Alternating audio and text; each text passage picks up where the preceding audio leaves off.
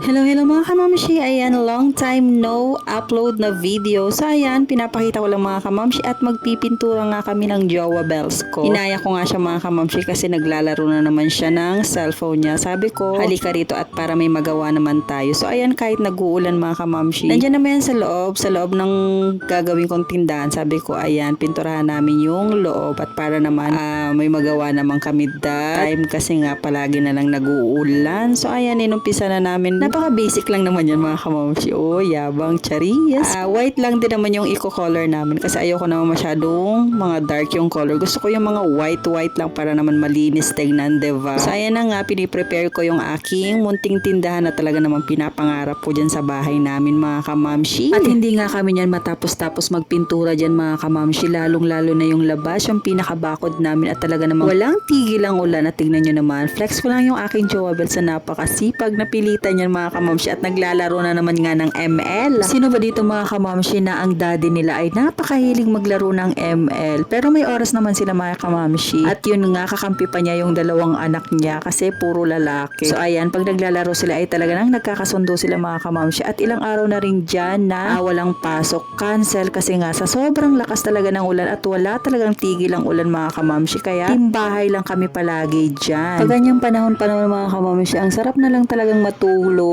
at kumain palagi. At talaga naman ang pagpipintura ay hindi biro. Napakangalay nga at ang sakit din sa braso. Tignan nyo naman yung pinipinturahan namin dyan mga kamamshi. Hindi namin masyadong kinapalan kasi nga nag-uulan at baka naman mag-ulit-ulit kami dyan. Sabi ko, ayan, yung medyo manipis lang at para naman pag umaraw-araw na is papatungan na lang namin para naman tumingkad lalo yung kanyang kulay. Yun lang muna. Bye-bye!